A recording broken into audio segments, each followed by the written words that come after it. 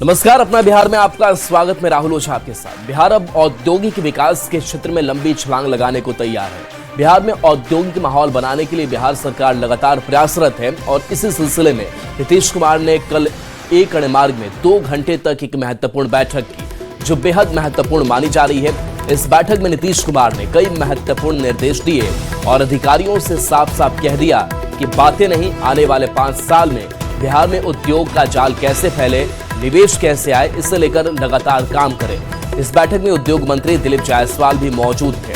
उन्होंने एक गाने के सहारे आने वाले 5 साल में सरकार की मंशा बता दी और उद्योग विभाग के अधिकारियों को बड़ा साफ साफ संदेश भी दे दिया। साथ ही बड़ी बात भी बताई कि बिहार में उद्योग और उद्योगपतियों की सुरक्षा के लिए सीआईएसएफ के तर्ज पर बीआईएसएफ फोर्स बनाया जाएगा।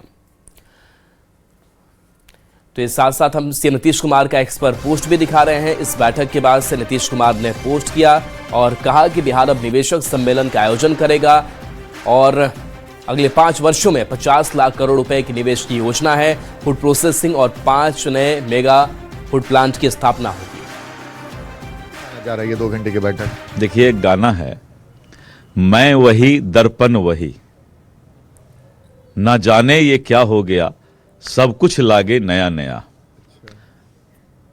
मैं वही दर्पण वही। नीतीश कुमार जी, बिहार के लोकप्रिय मुख्यमंत्री, कल जब उद्योग विभाग का समीक्षा बैठक कर रहे थे, एक नयापन दिखाई पड़ रहा था। जो मुख्यमंत्री महोदय की इच्छा शक्ति कल मैंने देखी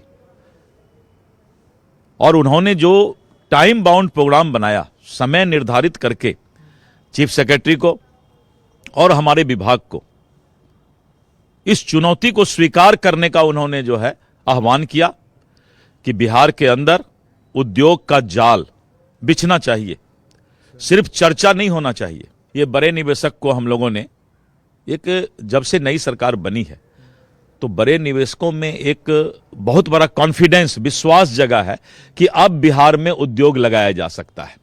और जब उद्योगपति फोन कर रहे हैं लगातार कि हम बिहार में उद्योग लगाना चाहते हैं, क्योंकि स्थिर सरकार, जब स्टेबल गवर्नमेंट होता है, सुरक्षा मिलता है, तो लोग उद्योग लगाना चाहते हैं। और इस माहौल का हमें लगता है कि सबसे बड़ा फायदा बिहार को मिलने वाला है।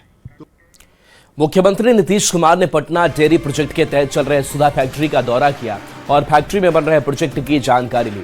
बिहार में डेयरी किसानों को सशक्त बनाने और सुधा ब्रांड के तहत दूध और दुग्ध उत्पाद उपलब्ध कराने वाला एक प्रमुख संगठन है।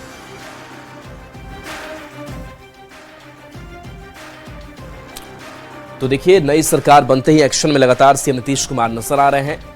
सुधा डेयरी प्रोजेक्ट का निरीक्षण किया है और आनंद हमारे साथ न्यूज 18 संवाददाता जुड़ गए हैं। आनंद, बिहार में डेयरी किसानों को कैसे और सशक्त किया जाए, कैसे दुग्ध उत्पादन के क्षेत्र में भी बेहतर काम हो, क्या कुछ निरीक्षण के दौरान निर्देश भी दिए मुख्यमंत्री ने?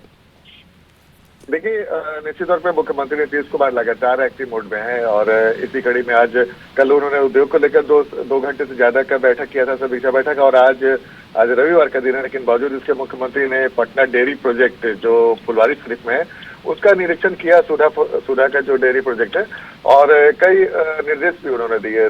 खासकर मुख्यमंत्री ने कहा कि दुग्ध उत्पादन समितियों का और विस्तार करे, अधिक से अधिक लोगों को इससे जोड़े, और साथ में उन्होंने ये भी कहा कि जिससे उनकी आमदनी बढ़ेगी, साथ ही रोजगार के नए अवसर पैदा होंगे। यानी कि जाहिर तौर पर नीतीश कुमार की पूरी कोशिश है कि बिहार में रोजगार का सृजन ज्यादा से ज्यादा कैसे हो और कैसे लोगों का रोजगार तो मिले ही, साथ में लोगों की आमदनी कैसे बैठे, इसको लेकर मुख्यमंत्री लगातार गंभीर है और लगातार बैठक कर रहे हैं।